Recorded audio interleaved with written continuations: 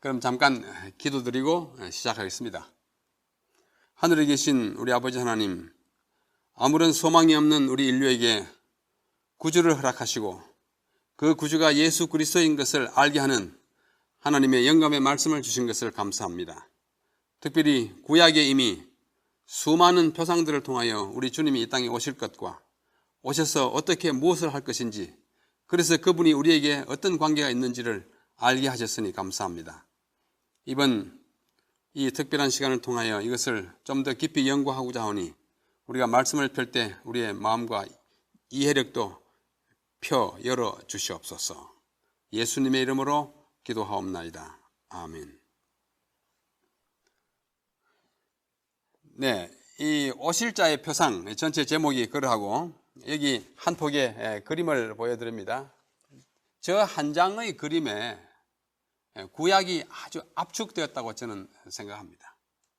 바로 저 장면, 예수님이 저렇게 돌아가실 것을 수천 년 동안 준비해 오신 하나님께서, 그리고 어떻게 그분이 그렇게 하실 것이라고 예언하고 또 미리 상징으로 보여주시고 때때로는 매우 직접적인 말씀으로 미리 해주셨다가 그분이 그렇게 다 성취하셨을 때에 우리는 그분이 진실로 하나님이 보내신 아드님이요 우리의 구주라는 사실을 믿게 되는 것입니다.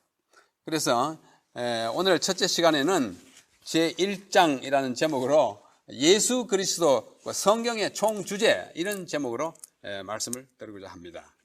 제가 쓴 또 같은 이름으로 나간 책이 있기 때문에 혹 가지신 분들은 그걸 이용하시면 좋을 것이라고 생각합니다. 자, 여기 누가복음 10장 25, 6절에 한 율법사가 예수님께 와서 질문을 던지고 또 예수님이 답변하시는 장면이 나옵니다. 제가 한번 본문을 읽어보겠습니다. 어떤 율법사가 일어나 예수를 시험하여 가로되, 선생님, 내가 무엇을 하여야 영생을 얻으리까? 질문이 어때요? 굉장히 중요한 질문이잖아요. 이 대답에 대한 질문을 얻기만 하면 영생을 얻는 방법을 취득하게 되는 것입니다. 그때 예수께서 대답하시기를, 율법에 무엇이라 기록되었으며 네가 어떻게 읽느냐? 여러분, 질문에 대한 답이 어때요? 아주 전곡을 딱 찌르고 확실합니까? 얼른 보기에는 그렇지 않습니다. 어떻게 하면 영생을 얻으리까? 이렇게 하라 라는 대답이 더 먼저 기대되는데, 예수님께서는 직접 대답을 이렇게 좀 피하시면서 오히려 상대방에게 다른 질문을 던집니다. 이런 것을 반문이라 그러죠. 반대로 질문하는 거예요. 뭐라고 질문하셨습니까? 네가 율법에 무엇이 기록되었다고 알고 있고 또 너는 그 율법을 어떻게 읽느냐? 제가 이 화면에 파란 색깔을 칠한 부분이 있습니다. 제일 중요한 네 단어에다 색깔을 칠했습니다. 영생, 율법, 무엇, 어떻게. 이 네 단어를 잘 연결하면 바로 답이 나오는 것입니다. 영생을 얻는 것은 율법과 매우 밀접한 관계가 있다는 것이고, 그 율법에 무엇이 기록되었는지, 무엇은 내용을 말하는 것입니다. 그리고 어떻게 읽느냐, 그 율법을 읽는 방법 또는 연구하는 방법 또는 이해하는 방법을 가리키는 것입니다. 그래서 우리의 영생이 예수님의 이 답 또는 이 반문에 의하면 우리의 영생이 율법에 달려 있는데, 그 율법을 내용을 어떤 방법으로 읽는지 하고 직결되어 있다고 예수님이 말씀하고 있는 것입니다. 굉장히 중요하잖아요. 또 예수님께서는 한번 부활하신 날 오후에, 아주 긴박한 날이었죠. 새벽에 부활하시고 하늘에 갔다 오시고 오후에 또 제자들을 만나시는 이 긴박한 날 오후에, 아주 좀 늦었습니다. 아마 요즘 시간으로 하면 오후 한 5시나 6시쯤 됐을 거예요.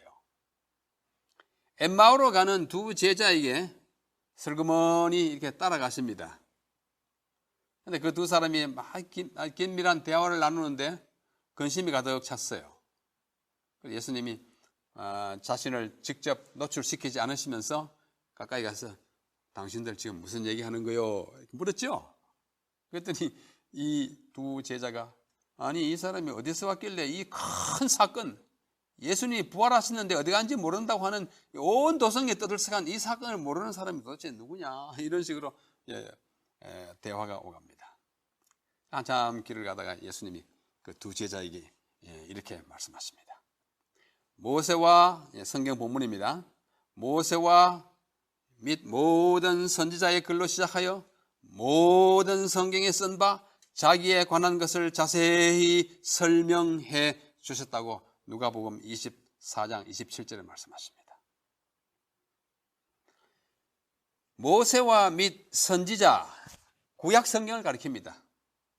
예수님 당시에 성경을 가리키는 구약이라는 단어가 하나로 없었기 때문에 항상 가리킬 때 모세와 선지자와 글, 모세와 선지자와 글들을 대표하는 시편, 이렇게 칭한 거 다 아시지 않습니까? 다시 말해서 구약 성경에 자기에 관하여 쓴 바 모든 것을 자세히 설명해 주셨다고 말씀하는 것입니다. 예수님의 생각에서는 구약 성경, 우리는 지금 신구약을 다 함께 갖고 있습니다만 이 성경이 무슨 책이냐? 당신 자신에 관하여 기록한 책. 이것이 예수님의 성경관입니다. 그분은 다시 계속해서 말씀하시기를, 다른 경우입니다. 요한복음 5장 39절에 이렇게 말씀하십니다. 너희가 성경에서 영생을 얻는 줄 생각하고 성경을 상고하거니와, 상고라는 말은 깊이 고찰하는 것을 말합니다. 성경에서 영생을 얻는 줄 알고 깊이 연구하지 않느냐. 그런데 그 성경이 바로 누구요? 곧 내게 대하여 증거하는 것이다. 역시 예수님에게 있어서 성경은 자기에 관하여 증거하는 책, 이런 것입니다. 진실로 성경, 오늘 우리에게서는 구약과 신약 모두가 그리스도에 관하여 증거하고 있는 사실을 우리는 믿고 알고 있습니다. 특히 구약은 그리스도에 관한 무수한 예언들과 표상들을 담고 있어서 그것들이 그리스도에게서, 그분 한 몸에게서 역사적으로 모두 성취되고 실현될 때마다 하나님의 말씀의 권위와 확실성을 입증해 주는 것입니다.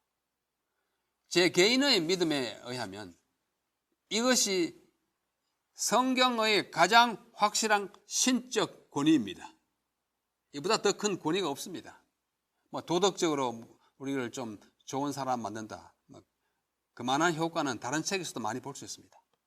그러나 이 성경이 주는 아주 최고의 하나님의 말씀이라고 하는 사실에 대한 증거는 그리스도에 대한 확실한 표상들이고 예언들입니다. 이것 없으면 성경이 문자 그대로의 성경이 될 수 없다고 저는 믿습니다. 그래서 우리가 이것을 공부하게 되었습니다. 그런데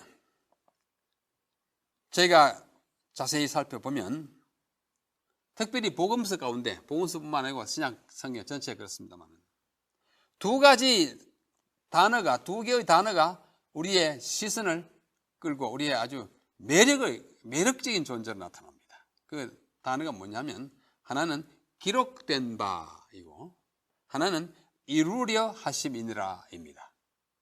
우리말로 이제 번역되면 그런데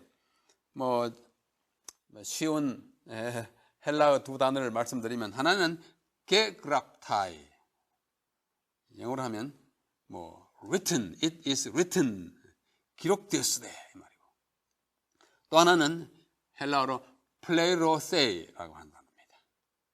It may be fulfilled, 이루어지게 하기 위하여, 또 이루어졌느니라. 이 두 단어가 얼마나 자주 복음서에 나타나고 예수님의 활동과 교훈과 그의 행적, 그의 인간을 위한 모든 봉사에 이 두 단어를 빼면 예수님의 봉사는 성경과 무관한 봉사가 되는 것입니다. 우리 첫 시간이기 때문에 이것이 매우 중요하다고 생각돼 한번 대충 살펴보겠습니다. 자세히 살피려면 이것만 가지고 여러 시간 공부해야 됩니다만 그럴 시간이 없기 때문에.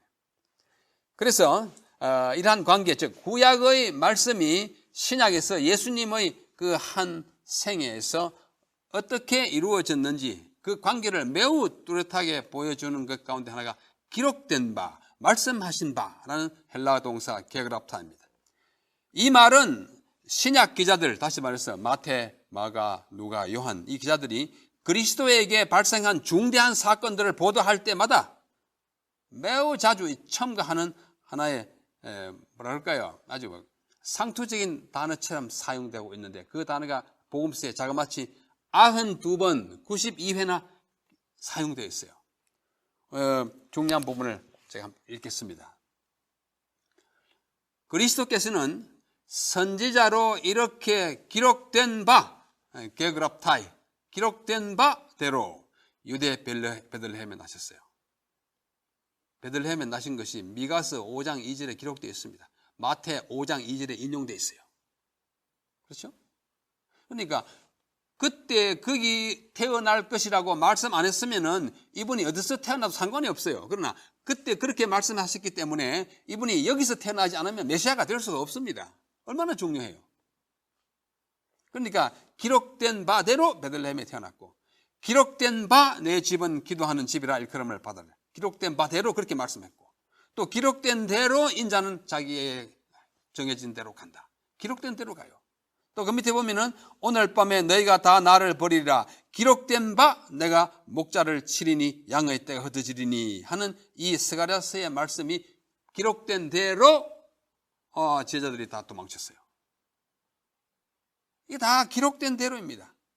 또 바리새인들과 서기관들을 꾸짖으시면서 기록된 대로 기록된 바 이 백성이 입술로는 나를 존경하되 마음은 내게서 멀다. 이사야 29장 13절의 말씀을 인용하시면서 마가복음 7장 6장 1절 7절에 이룬 것을 기록하고 있어요. 이런 일이 일어나지 않았느냐? 성경에 기록된 대로야. 또 변형산, 우리가 변화산이라고 흔히 말합니다만 더 정확하게는 변형상, 두 번 나타났는데 누가복음과 마태복음에 한 번은 변화라고 하는 변형이라고 그랬습니다. 하여튼 그 산으로부터 내려오시면서 예수님께서 제자들에게 이렇게 말씀합니다. 어찌 인자에 대하여 기록하기를 많은 고난을 받고 멸시를 당하리라 하였느냐. 기록된 대로 내 고난을 받는다 이거예요. 그냥 어떻게 하다 보니 고난을 받게 된 게 아닙니다. 그분은 고난 받을 수밖에 없고 고난 받아야 성경이 이루어지고 우리의 구주가 되는 것입니다. 또 한 번은 예수님께서 12 제자를 데리시고 말씀하시기를, 보라, 우리가 예루살렘으로 올라가노니 선지자들로 기록된 모든 것이 인자에게 응하리라. 누가복음 18장 31절. 예수님의 일거수, 일투족 그렇게 말하지 않습니까? 한 발자국 손짓 하나가 다 기록된 대로 하신 것이라고 할 만큼 구체적으로 그분의 행동을 지시하고 있는 것이 성경 말씀입니다. 또 다른 한 경우에 그분은 제자들에게 이렇게 말씀하십니다. 내가 너에게 말하노니 기록된 바, 저는 불법자의 동류로 여김을 받았다 한 말이 내게 이루어져야 하리니, 그야말로 불법자 중에 한 사람처럼 취급받으리라 한 대로 그는 십자가에 달려 돌아가셨어요. 죄인으로 돌아가시지 않습니까? 말하자면 죄인으로. 죄인 아니면 죽일 필요가 없는 거 아니에요. 그렇게 되리라고 기록된 대로, 이사야 53장 12절에 기록된 대로 그렇게 되었다고 누가복음 22장 37절에 말씀하고 있어요. 기록된 바, 기록된 대로 몇 번 사용했다고요? 92번. 예수님의 생애와 관련해서. 또 부활하신 후에는 이렇게 말씀하십니다. 내가 너희와 함께 있을 때에 너희에게 말한 바 곧 모세의 율법과 선지자의 글과 시편, 아까 말씀드린 대로 모세의 글과 선지자의 글과 또 뭐요? 모세의 율법과 선지자의 시편은 구약이에요. 구약에 나를 가리켜 기록된 모든 것이 이루어져야 한다고 아까 말씀한 그 말을 말씀하는 것입니다. 이같이 그리스도가 고난을 받고 제3일에 죽은 자 가운데서 살아날 것이 기록되었으니, 사흘 만에 기록될 것이, 부활할 것이 어디에 기록됐어요? 요나의 생애에 기록된 거예요. 그렇게 말씀하신 것입니다. 또 예수께서 성전으로부터 사람들과 짐승들을 막 쫓아내시고 상을 뒤집어 엎어지지 않습니까? 성전 정결이라고 하는 순환주간의 일이죠. 이것은 이제 요한복음 2장에 있는 것은 다른 경우에 공생의 초기에 있은 일입니다. 그때 막 엎어지니까 제자들은 성경 말씀에 주의 전을 사모하는 열심히 나를 삼키리라고 기록한 것을 기억했다고 말합니다. 그것도 기록된 대로예요.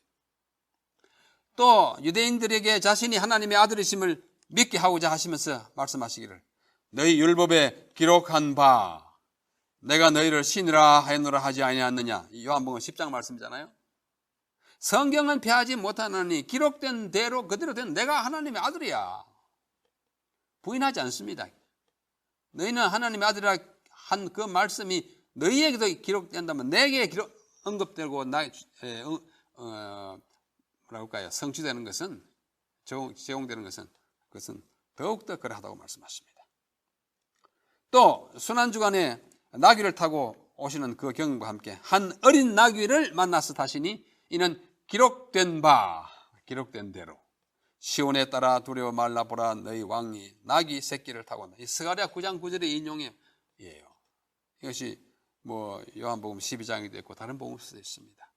기록된 대로 스가랴서에 기록된 대로 지금 나귀 타고 내려오는 거야. 나귀도 어디가 어린 나귀 새끼를 타고 온다고 말씀하십니다. 그다음에 요한복음 12장 16절에 보면은 이 말을 처음에 제자들이 잘 깨닫지 못했다고 말합니다.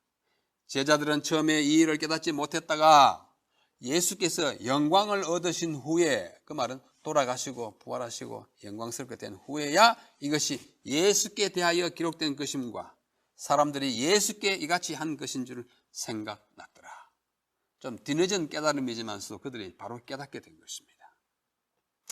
그래서 뭐 자꾸 말씀하십니다. 다 우리가 읽지 않더라도 이렇게 자주 기록하였으되 시편에 기록하였으되 또 시편의 둘째 편에 기록한 바대로 이와 같이 구약의 많은 기록들은 예수 그리스도라는 해석의 열쇠로서 풀이할 때에 비로소 그 올바르고 온전하고 궁극적인 의미를 이야기해요. 뭐 옛날에 뭐 나귀를 타고 간다. 사람들이 나귀 타고 가는 게 아무 문제할 거 없고 이상할 거 없습니다. 그러나 이것이 예수님에게 대하여 말씀하신 것이고 예수님이 그걸 성취했다는 것을 확인할 때 이것은 정말 놀라움을 우리에게 주는 것입니다. 자, 그만큼 하고 둘째, 이루려 하심이니라. 예수님이 이렇게 하시면 이렇게 하신 말씀을 이루려 하심이니라. 구약과 신약의 통일성과 계속성, 말이 좀 딱딱한 말이지만은 구약과 신약은 별개의 책이 아니에요. 통일성이 있고 계속성이 있습니다. 이러한 관계를 구체적으로 보여주는 다른 하나의 표현은 이루려 하심이니라라는 뜻의 헬라어 플레이로세이입니다. 이 말도 복음서 기자들이 그리스도와 관련하여 일어난 주요 사건들을 기록할 때 자주 삽입하는 표현으로서 복음서에 무려 33번 나타나요. 아까 기록된 바는 92번이지만 거기에 비하면 적지만 33번도 참 자주 쓰이는 것입니다. 이것은 보통은 구약의 어느 구절을 인용할 때 사용되지만 때로는 일반적인 의미로 구약 전체를 가리키는 때 사용되기도 합니다. 구체적으로 이 말을 이루려 하겠다, 저 말을 이루려 하려 쓰이지만 어떤 때는 아주 포괄적으로 구약의 함축을 딱 꼬집지는 않지만 함축적으로 구약에 다 암시된 대로 이렇게 이루려 한 것이다. 자, 예수님께서 동정녀의 몸에서 탄생하셨습니다. 이렇게 된 것은 이 모든 일이 된 것은 동정녀에 탄생한 것은 주께서 선지자로 하신 말씀을 이루려 하심이니 말씀이 어디 있어요? 이사야 7장 14절에 보라 처녀가 잉태하여 아들을 낳을 것이요 그 이름을 임마누엘이라 하리라. 참 굉장한 사건 아니에요. 처녀가 아이를 낳았으니 이게 뭐 어디 할 말이 있습니까? 처녀가 아이를 낳아도 정말 할 말이 있다는 말은 핑계거리 할 때 이렇게 하는 말인데 이 엄청난 사건이 예수님에게서 이게 성취됐을 때 그것은 엄청난 예언의 성취인 거예요. 그렇게 한 대로 처녀에게 나타나요. 또 영아 예수님은 금방 태어났어가지고 헤롯의 위협을 받을 것일 때 부모님의 품에 안겨 애굽으로 내려가서 헤롯이 죽기까지 거기 있다가 나중에 올라왔는데 이것은 왜 애굽에 갔다 왔느냐? 호세아 11장 1절에 내가 내 아들을 애굽에서 불렀다 하는 말을 이루려 하심이니라. 그렇잖아요? 이 말씀은 또 굉장한 설명이 필요합니다. 왜냐하면 하나님이 내 아들을 애굽에서 불렀다는 말은 이스라엘 백성을 출애굽시켰다는 말이에요. 이것을 마태는 인용하면서 마태복음 2장 15절 인용하면서 호세아 11장 1절이 예수님이 애굽에 갔다가 나오는 것을 예언하는 성경 구절로도 이해된다고 신학적으로 해석하는 것입니다. 애굽에서 나온 이스라엘 백성이 예수님이 애굽 방문하고 쫓겨갔다 오는 것과 이게 동일시되는 거예요. 뭐 영어를 써서 죄송하지만 identify 되는 것입니다. 그래서 예수님은 이스라엘이 애굽에서 나온 것과 자신을 동일시합니다. 그래서 예수님 안에 애굽이 다 들었어요. 이스라엘 백성이 다 들었어요. 이스라엘 백성이 애굽에서 나온 것은 예수님이 애굽에 갔다 나온 것과 같이 이 일을 이루려 하십니다. 그 다음에 예레미야로 말씀하신 그 사내 아이들을 막 죽일 때에 그 엄마들의 비명을 예레미야의 예언의 성취라고 이렇게 말하잖아요. 예레미야 31장 15절 인용하면서 애곡하는 소리, 이 모든 것들이 위로받기를 거절하는 어머니들의 모습이 있는 예레미야의 말씀을 이루려 하심이니라. 이루라는 거예요. 참 저에게는 정말 신비합니다. 여러분도 동감이라 생각하십니다. 후에 이 요셉은 예수님의 말하자면 그 아버지 요셉은 아기 예수를 데리고 나사렛으로 와서 거기서 사는데 마태복음 2장 23절에 이는 선지자들로 하신 말씀에 나사렛 사람이라 칭하리라 하심을 이루려 합니다. 선지자들이 그렇게 이해하고 있었던 모양입니다. 또 그렇게 말도 한 모양입니다. 글에는 나타나지 않았어요. 그러나 성경에 기록된 걸 보면 선지자들이 그렇게 이해하면서 내려온 것 같아요. 그 다음에 그는 공적 봉사 기간 동안에 예수님이 말씀으로 귀신들을 쫓아내시고 많은 병든 자를 고쳐주시는 일이 있습니다. 마태복음 8장 17절에 말씀하시기를 이는 선지자 이사야로 하신 말씀에 우리의 연약한 것을 친히 담당하시고 병을 짊어지셨도다 함을 뭐하려 하심이라? 이루려 하심이라. 이사야가 그렇게 말씀했어요. 53장 4절에. 그 말을 성취한 것이 예수님이 뭐예요? 질병을 고쳐주는 병자 치료가 바로 이 말씀을 이루려고 그렇게 하신 거다.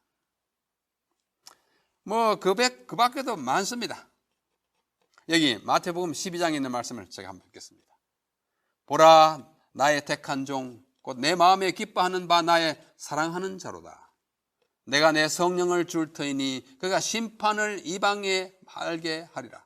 그가 다투지도 아니하며 들레지도 아니하리니 아무도 길에서 그 소리를 듣지 못하리라. 예수님은 참 조용조용히 말씀하시는 분이었던 것으로 보입니다. 막 떠들거나 집안에서 막 떠들고 고함지시는 분이 아니고 길거리에서 그분의 음성을 들은 사람이 없다. 상한 갈대를 꺾지 아니하시며 꺼져가는 심지를 끄지 아니하기를 심판하여 이길 때까지 하리니 또한 이방들이 그 이름을 바라리라 함을 어떻게 해요? 이루려 하심이니라. 예수님이 그렇게 참 조용한 삶을 사신 것도 성경에 방금 말한 대로 그렇게 기록되었기 때문이다 그거예요. 또 예수님께서 사람들을 가르치실 때는 모든 걸 비유로 하지 않습니까? 특별히 마태복음 13장에 보면 비유가 아니면 말씀하지 않는다고 그랬습니다. 또 입을 열어 비유를 말씀하고 창세로부터 감춰진 것들을 드러내리셨는데 그것은 바로 그렇게 하리라고 한 시편 78편 2절을 이루려 하십니다. 그러니까 비유로 가르친 것도 시편 78편에 말씀하신 것을 이루려 합니다. 그러면 예수님이 구약에 있는 것을 이루기 위해서 짐짓 자기 본의와 다르게 억지로 갖다 이루려고 아주 애를 써가지고 했는가? 그건 아니에요. 그가 그대로 될 것을 예언한 것이 예언에 구속받아가지고 한 것이 아니고 속박받아서 하나님이 그걸 아시고 또 그대로 하실 것을 미리 보시고 했기 때문에 예수님이 하신 것은 자발적으로 한 것이만속 말씀의 성취라는 사실을 우리는 알 수 있습니다. 또 순환주일, 예수님의 공생의 마지막 일주일을 순환주일이라고 그러지 않습니까? 십자가에 못 박히시던 바로 그 주간에 그 첫날 일요일이었어요. 그날 예루살렘 입성하는 아주 중대한 사건이지 않습니까? 그러나 여러분, 나귀 타고 한 사람이 어디 성으로 들어가는 거 그게 뭐 큰일입니까? 아무것도 아닙니다. 뭐가 없으면, 예언이 없고 주님이 하신 일이 아니면 낙이 타고 들어가나, 무슨 자전거 타고 들어가나, 무슨 리아카 타고 들어가나, 무슨 차이가 있어요. 그러나 예수님이 그날 특별히 제자들을 시켜가지고 저 벳바게라고 하는, 예루살렘에서 동쪽으로 감람산을 넘어가면 한 1km만 가면 벳바게라는 마을이 있어요. 아주 조그마한 마을이에요. 제가 여러 번 가봤습니다. 거기에 그 당시에 나귀를 메어둔 한 사람이 있었는데, 제자들을 시켜가지고 가서 데려오느라, 주인이 뭐라 그러면 주께서 쓰시겠다 하면 주실 것이다. 데리고 왔어요. 나귀를 2마리 데리고 왔습니다. 그래서 예루살렘에서 타고 들어갈 때에 난리가 났죠. 호산나 다윗의 이름으로 오시느니요. 예언의 성취 아니고는 그냥 골목에 그냥 떠들썩한 잔치에 불과합니다. 이것이 그토록 중요한 것은, 그다음 보십시오. 이는 선지자로 하신 말씀을 이루려 하심이라. 일렀을 때 시온 딸에게 이르기를 내 왕이 내게 임하나니 그는 겸손하여 나귀 곧 멍에 매는 짐승의 새끼를 다투다 하라 하였느니라. 스가랴 9장 9절의 인용이기 때문에 이것은 굉장히 중요한 거예요. 어떻게 그렇게 신비하게 일치될 수 있으며, 어떻게 그렇게 공교롭게 성취될 수 있으며, 어떻게 그렇게 한치의 빈틈없이 그렇게 다 이루어지는가? 그래서 성경은 영감된 것이고 하나님이 계획하신 일이라는 것에 대한 확신을 가지게 되는 것입니다. 예수님께서 겟세마네 동산에서 기도를 마치신 후에 폭도들이 잡으러 왔지 않습니까? 횃불을 들고 제사장과 그 종들이 군병을 데리고 오지 않았습니까? 그리고 체포하려고 할 때에 베드로가 칼을 빼가지고 대제사장의 귀를 쫙 잘랐습니다. 그 종의 이름이 뭐죠? 말고. 어느 쪽 귀가 잘렸어요? 오른쪽 귀가 잘렸어요. 네, 여기는 어느 쪽인지 분명히 말하지, 다른 복음서에는 말고가 오른쪽 귀가 잘렸다 합니다. 그래서 사람들이 베드로가 말고의 오른쪽 귀를 잘랐으니까 어떻게 해요? 오른쪽 귀를 자르면 왼손으로 자르는 게 쉽습니까? 오른손으로 자르는 게 쉽습니까? 상대방이 오른쪽 귀를 자르면 이쪽이 왼손이 쉽겠죠. 그래서 베드로가 왼손잡이였을 것으로 생각합니다. 왼손잡이는 참 재주 있는 사람들이 많습니다. 제가 아는 대로 아인슈타인이 왼손잡이였고, 그 아름다운 조각과 벽화를 많이 남긴 미켈란젤로 왼손잡이였고, 왼손잡이 참 훌륭한 사람 많습니다. 야구 선수 유명한 우리 국민 타자라는 선수도 있고, 또 빌 클린턴 대통령이, 미국 전 대통령이 왼손잡이입니다. 우리나라에는 왼손잡이가 많이 없지만은 세계적으로는 왼손잡이가 꽤 많아요. 한 15%가 왼손잡이라고 합니다. 네, 베드로도 그 중에 하나였을지는 나중에 한번 물어봅시다. 하여튼 그 귀를 잘랐을 때 예수님의 하신 반응은 참 놀랍습니다. 이때 그분은 베드로에게 말씀하시기를 네 검을 도로 꽂으라. 베드로? 그러면서 그 말고의 귀 떨어져가지고 피가 줄줄 흐르는 걸 얼른 집어서 어떻게 해요? 갖다 딱 붙여서 낫게 했어요. 누가 보면 고쳐서 낫게 하시느라. 누가는 의사였기 때문에 이 치료에 관심이 많았습니다. 주워서 붙여줬어요. 네 검을 도로 꽂으라. 너는 예수님이 내 아버지께 구하여 지금 12영 더 되는 천사를 보내시게 할 수 없는 줄로 아느냐? 내가 이 사람들 싹 쓸어버리려면 버릴 수 없게 생각하느냐? 내가 아버지 천사 보내가지고 한번 불어보십시오.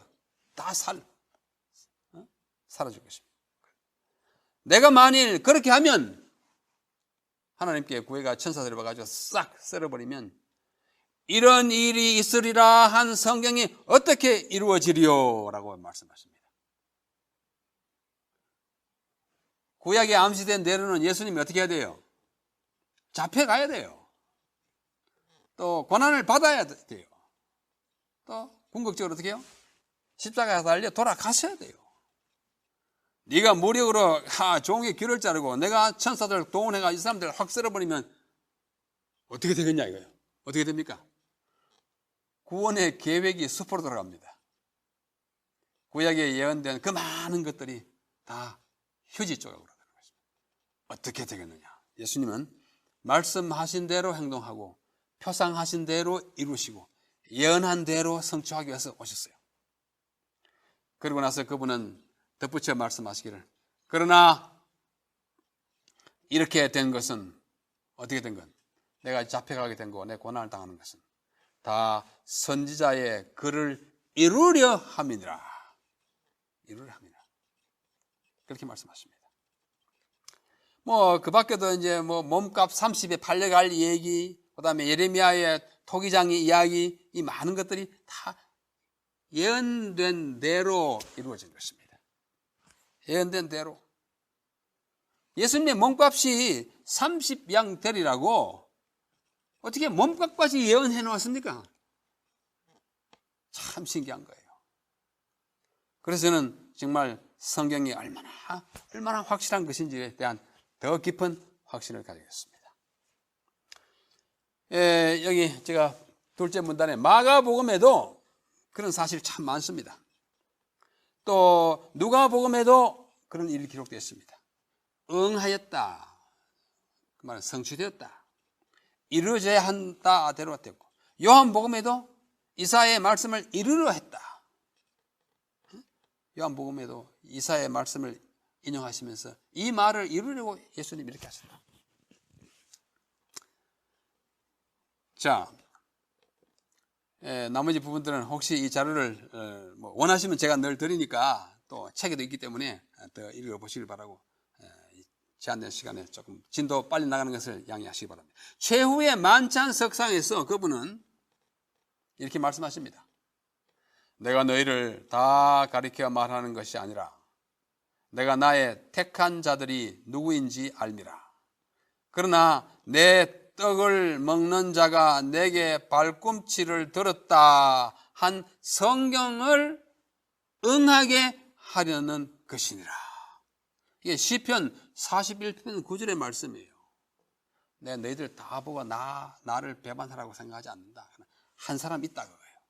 그 사람이 누군가 하니 성경에 예언된 대로는 내 떡을 먹는 자가 내게 발꿈치를 들어는 거예요. 한거하고 반역하는 것이에요.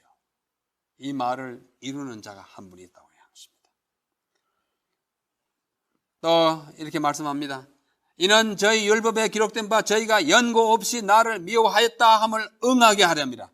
시편에 있는 말씀을 인용하면서 이렇게 요한복음 15장 25절에 또 말씀합니다. 사람들이 예수님을 미워할 것도 예언되어 있고, 또 어떻게요? 한 사람이 팔아먹을 것도 예언되어 있어요. 이와 같이 많은 사건들이 예수님께 대하여 말씀된 대로 이루어진 사실을 우리에게 보여주고 있습니다. 여기 이는 예수께서 자기가 어떤 죽음으로 죽을 것을 가리켜 하신 말씀을 응하게 하려 함이라, 이루려 함이라 같은 말씀이에요. 군병들이 예수를 십자가에 못 박고 그의 옷을 취하여 4기스에 나누어 각각 한 기씩 얻고 속옷도 취하니 그 속옷은 호지 아니하고 통옷으로 짠 것입니다. 군병들이 서로 말하되 이것을 찢지 말고 찢으면 다 못 쓰게 되니까 어떻게 하자? 제비를 뽑아가지고 한 사람이 갖게 하자. 한 것은 어떻게 해요? 여기 시편 22편 18절에 있는 말씀의 인용이에요. 저희가 내 옷을 나누고 내 옷을 제비 뽑나이다. 시편 22편은 다윗이 쓴 정말 메시아 시편으로서 예수님에 대한 사실을 많이 기록하고 있습니다. 이것을 응하게 하려면 왜 그들이 제비 뽑아서 옷을 가져갔느냐? 이렇게 시편 22편에 한 말씀을 이루려고. 이 일이 이룬 것은 그 뼈가 하나도 꺾이지 아니하리라 한 성경 말씀을 이루려 한 거예요. 시편 34편에 그 뼈가 꺾이지 않는다고 합니다. 보통 이렇게 십자가에 못 박아 죽이면 빨리 고통을 끊고 장렬하기 위해서 뼈를 꺾어서 빨리 죽인다고 하지 않습니까? 예수님 그렇게 하지 않았어요. 왜? 보니까 너무 고통이 심해서 빨리 돌아가셨어요. 그것도 성경을 응하게 한 것입니다. 산상설교 가운데 우리가 잘 아는 마태복음 5장 17절 18절 말씀 있지 않습니까? 예수님이 말씀하십니다. 내가 율법이나 선지자나 폐하러 온 줄로 생각하지 말라. 폐하러 온 것이 아니요 완전케 하려 하심이라. 이 말은 성취하려 한 것다. 진실로 너희에게 이르노니 천지가 없어지기 전에는 율법의 1.1획이라도 반드시 없어지지 아니하고 다 이루리라. 이루려 오신 거예요. 여기서 완전하게 함이로다 하는 말이 역시 플레로사이, 아까 한 플레로세이와 같은 동사입니다. 완전하게 하다. 내가 구약에 있는 모든 율법을 성취하러 왔다. 왜? 예언되고 표상되었으니까 그걸 다 이루러 왔다고 하는 말씀인 것입니다. 예수 그리스도는 구약에 기록된 모든 메시아 예언들, 예수님에 관한 예언들을 메시아 예언이라 그렇게 표현합니다. 이런 예언들을 이루려고 이 땅에 오셨고 모든 구속의 경륜과 구원의 약속들을 온전히 성취함으로써 진정한 구세주임을 확증하셨습니다. 그래서 그가 구주예요. 그가 유다 지파에 와야 메시아예요. 그가 베들레헴에 태어나야 메시아예요. 그가 동정녀에게서 나야 메시아예요. 한국에 메시아라고 자칭하는 사람들이 많이 있었습니다. 지금도 있어요. 베들레헴에 태어나지 않고는 메시아 가짜입니다. 동정녀에게 태어나지 않으면 가짜입니다. 자칭이에요. 예수님은 진짜인 것입니다. 이 히브리서 10장 7절은 매우 포괄적으로 이렇게 말씀하신 것입니다.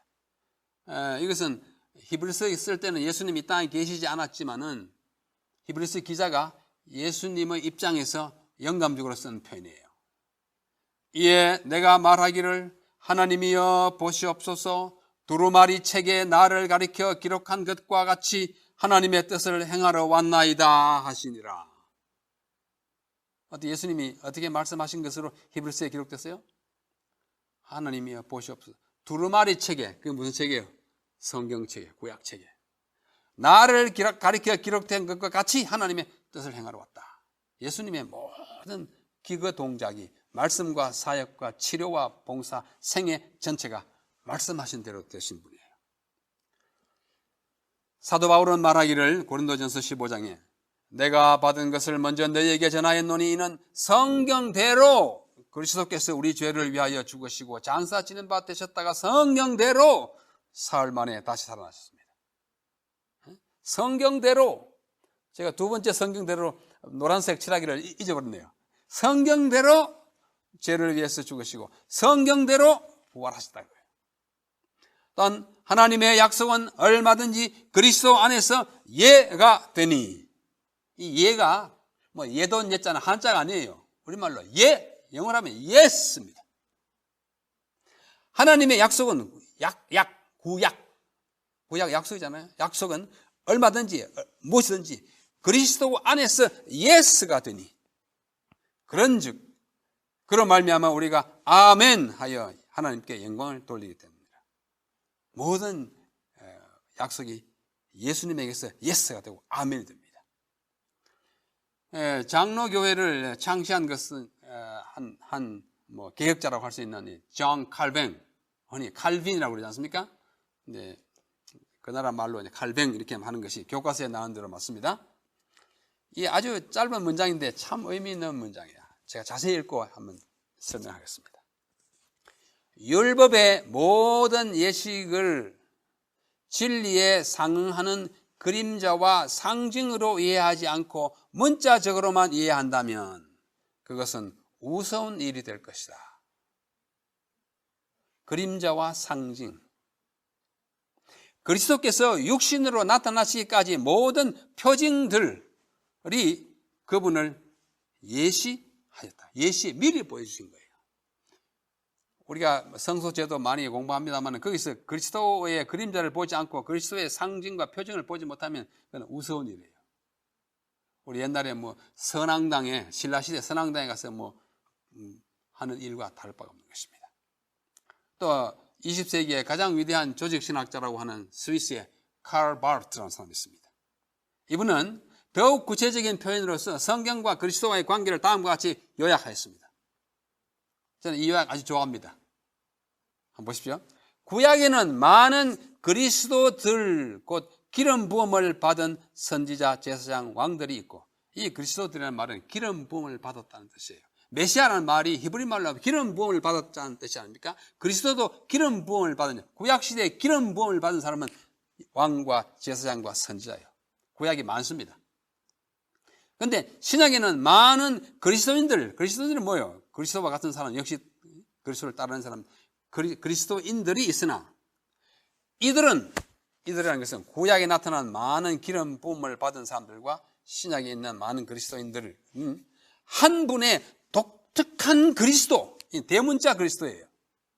독특한 그리스도, 즉 구약과 신약에서 확인된 언약에 주이신 고유하신 진짜 대문자 그리스도께서 존재하신다는 사실에 의존하고 또 그 사실로부터 유래되는데, 이분에 대하여 그들은 단지 표상에 불과하다. 구약의 왕 다윗 위대하지만 예수님에게 비하면 그림자예요. 제사장 아론 위대하지만도 예수님 대제사장에 비하면 그림자예요. 선지자 모세가 굉장한 선지자면 예수님에 비하면 그림자에 불과해요. 우리 그리스도인도 그분이 진짜 그리스도이기 때문에 우리가 그리스도인, 하나의 그림자 같은 존재예요.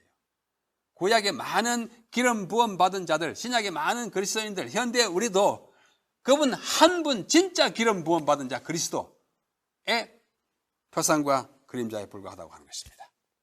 자, 마지막으로 예수 그리스도는 성경에 기록된 모든 것의 위대한 완성 또는 성취입니다. 완성, consummation, 아주 충만하게 꽉 차게 이루어지는 걸 consummation, 마지막 절정을 이루면서 다 성취하는 것 consummation, 예수님이 그거예요. 그러면서 또 fulfillment, 모든 예언과 표상에 성취하는 거예요. fulfill, 가득 채워 이루는 것이잖아요. 그분 없이는 성경이 결코 올바로 이해되거나 완전히 해석될 수가 없습니다. 바꿔 말하면 그분은 성경의 충만하고도 궁극적인 의미요 목적입니다.